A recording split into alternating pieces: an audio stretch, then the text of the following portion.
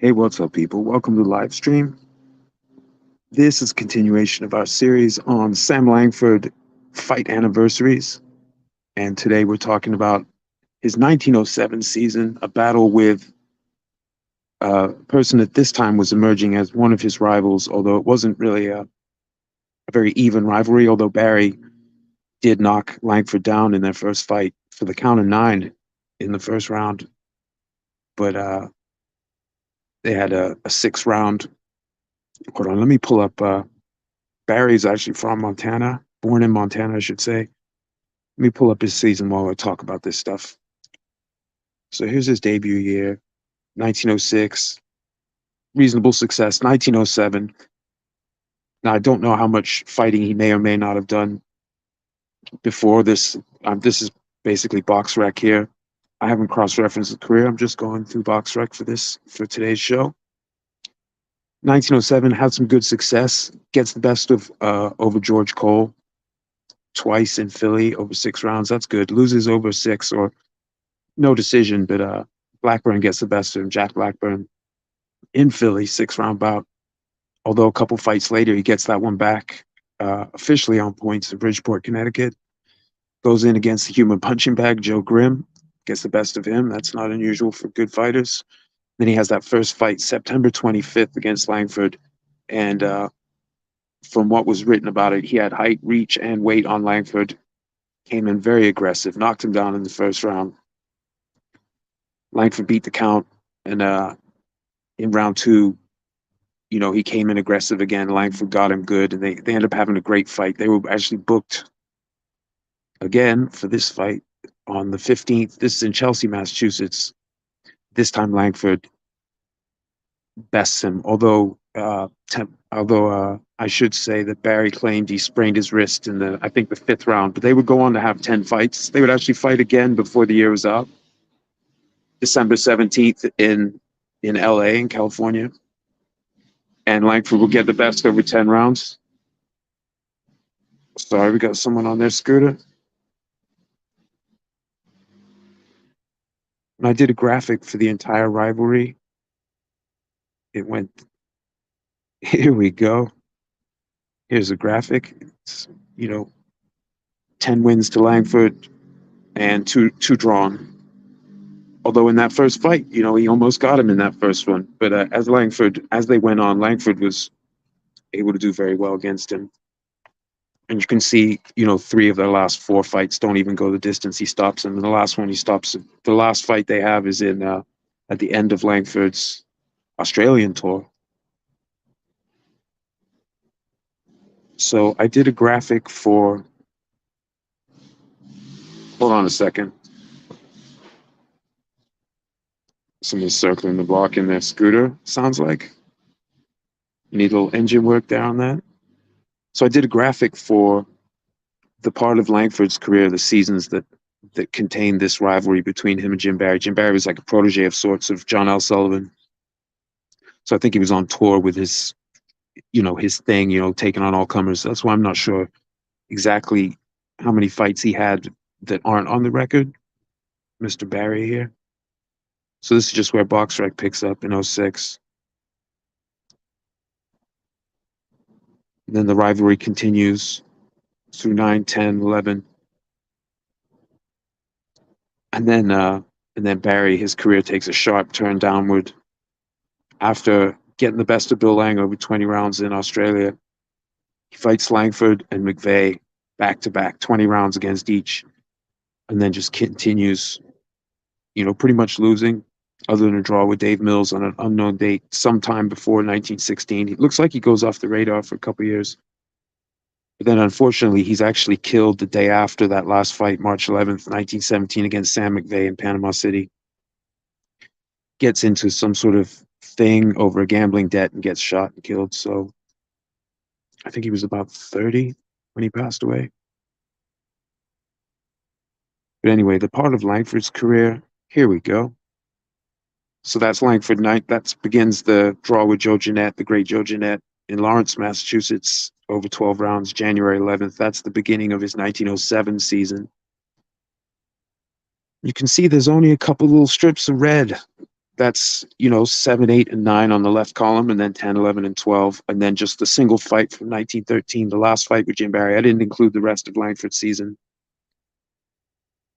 So a few fights into the upper left there, whatever, 6 fights into his 1907 season. This is first encounter with Barry, and at the end of 13. Now Langford fought 02 to 26. So Barry's whole career, fits snugly well inside Langford's. Langford's career spanned, like certain other guys, Archie Moore, careers span multiple generations. They're just in the game so long. You see, there's only like the upper right there, Fireman Jim Flynn newspaper loss to him, one paper each way, the ref to Flynn. So count that as a Flynn got slightly the best, a little bit of a size advantage. Then the one loss to Sam McVeigh, which he avenged 4 times in a row the next year. Barry wasn't having such a good time in Australia. He did okay with Bill Lang, but and actually, did he fight in 11 in Australia? No, so he closed out the 11 season against Charlie Miller in San Fran. Then he goes to Australia, so he just has the one win in Australia, then a long string of losses, losing to, and these guys are all fighting each other. The people that went over there, so Langford, McVeigh, Porky Dan Flynn, then guys who were there like Bill Lang and some others. So Barry, he mixed in pretty good company, and you can see earlier in his career he was doing good. But who are the guys getting the best of him? Jack Blackburn, great fighter. Sam Langford, great fighter. Al Kaufman there at the end of the '08 season. Al Kaufman, one of the top emerging heavyweight contenders at that time. He became one of the top handful of contenders within a couple seasons of this. He might have already been there, actually. Big Sandy Ferguson, Canadian, fighting out of Chelsea, Massachusetts. He gets the best of him. Sam McVeigh, Sam Langford, both Hall of Famers. Langford again, Big Sandy again. He then gets it back against Big Sandy, and then back-to-back fights, loses in July, gets it back in October in 1910. Porky Dan Flynn, he had a bunch of fights against that dude. Gets Big Sandy again in 1911. Draws with Joe Jeanette. That's probably one of the best things. The draws with Jeanette and Langford, some of his best stuff. Drew with Battling Levinsky. That's pretty heavy. The wins over Gunboat Smith. I think he has, 2 wins over Gunboat. Very impressive. So he was a tough character. He was a bit crazy, and I think he struggled with some drug abuse. I'm not sure if that's why he went off the radar there for a couple of years, or if that was later. Well, he died while his career was still going the day after a fight, so maybe that was why he went off the radar. The radar. But then, yeah, Australia wasn't kind to him. It wasn't that kind to Langford because he, uh, one, it was during the years when the fight with Jack Johnson would have been just prime and could have made a ton of money for them both in Australia while he was there, but couldn't get him over. But also the beer, Langford started to get a little heavy set after this. He said that he had trouble keeping the weight down. But Barry, he fought so many rounds against powerful fighters and also tough guys who were like at a level below that. Like it was tough on him. But also maybe he was partying while he was down there. Maybe that was the beginning of the trouble. I don't actually know. There isn't a tremendous amount to say about this fight, but Langford's other opponents of the year, so he draws with the great Joe Jeanette. Then I tried to find a graphic of Kid Williams and Jeff Thorne. I could not find them, unfortunately, yet. I didn't go into the archives, but I couldn't find online just what's available. There's great Joe Jeanette. There's Tiger Smith, Welshman, that Langford's first trip over to England. That was in the 1907 season. Beats the pants off Tiger Smith, stops him in the fourth. Then he fights Jeff Thorne, who apparently was a former sparring partner of the great Bob Fitzsimmons. Taller than Langford, although it wasn't hard to be taller than Langford, but he beat him up and won. And then the English heavyweight champ, Gunnar Moir, decided that he would decline the invite to fight Langford, and he would wait for Philadelphia Jack O'Brien, another great fighter of that era who was coming to England. He wanted to fight him instead. Jack O'Brien was a great fighter, but he wasn't a slug. He didn't have the power of Langford. It wasn't as physically dangerous to fight, even though Jack O'Brien was a great fighter himself. So couldn't find a picture of Thorne, but I do have, There's Larry Temple on the left, a younger picture of him. That's from, I think, a 1905 newspaper. So it's a couple years earlier. And then Jim Barry there, and then young Peter Jackson on the right, who's actually up for possible Hall of Fame induction. He's on the ballot this year. So good luck, Sim Tompkins, aka young Peter Jackson. So anyway, that's pretty much it. Wasn't like the busiest season for Langford. Well, it was busy compared to the guys today, but compared to some of his other years, you can see not necessarily his busiest, just a little busier than 1912, which was actually a slow year for him, although not in round count or strength of competition, but slow in the number of fights. It's a huge stretch. Lots of guys had to go down in front of Langford, and other than the Jim Flynn fight, where people thought maybe he was carrying him, the best people could hope for at this time was a draw, and those draws were to Joe Jeanette and Sam McVeigh. 3 with Jeanette, 1 with Sam McVeigh. The rest, everyone else had to go down, officially or unofficially, a newspaper decision. But a lot of guys didn't even make it. And then Sam McVeigh, at the end of 1911, gets that monumental win over Langford, which then Langford gets back 4 times the next year, while beating up guys like Jim Barry on the side. It's like Barry, he was swimming in such deep waters, and that's like, yes, that's a shit ton of losing, but Bill Lang, good fighter, he actually beats him.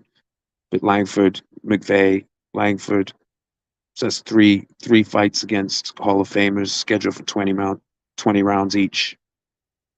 And he lost 40 rounds over the first 2 fights, and then he doesn't get out of the next one with Langford, the May 13th fight. He gets out of there in 11, but pretty tough strength of schedule. And he'd already been through it. So, some of these guys better than others, but he wasn't a gigantic person. Some of these guys are harder hitting and bigger than him, or become so like Langford. Langford was still growing. So when they fought in 07, Langford was a middleweight, but he wasn't at his full terrifying prime, like a size and skill maybe, but in size he got bigger yet. And I think that's partly why when they fought in 13, he got him right out of there. It wasn't even close, because at that point Langford was like about as big as he was going to get in peak shape, 12, 13. And I think it was the end of 13. Langford started putting on a couple little pounds there, a little extra few pounds. So Barry got really the toughest version of Langford, and his results reflect that. That's no shame on him. He was a tough guy, stormy character. But yeah, that's pretty rough. Among Langford's various, I won't call them all rivalries, but various series, that's some heavy stats going one way. I don't know if there's another one that goes quite as far one way. It's certainly not that has that many fights, but there were other guys that he just schooled repeatedly. But like he got the best in most of the fights Langford had with Jeff Clark. Great Joplin goes Jeff Clark, but Clark did get a win over him. An upset win, but like a really good win over him at a time when Langford was a beast. So I think that's it. I don't need to go too far into this because we're going to be talking about other fights in the Sam Langford Jim Barry series. I started this series on September 28th, so we missed the 25th in New York, so that'll be one of actually the last that we do in this series, approximately a little bit under a year from now, if all goes to plan. But we will have one coming up in December 17th, the one they had in Los Angeles, 10 rounds to a decision. So we'll get to that, and I'll thankfully have these graphics and some others surrounding this rivalry done by then. So I think we have a couple days off, and then there's another anniversary of another fight, because Langford had over 300 fights. There's almost always either an anniversary or one within a couple days. Pretty crazy. November and December gets even crazier. You had a lot of great fights in those months. So have a fantastic day. Thanks for tuning in, and we'll be back within a day or two. I'll have to check the schedule. Take it easy now.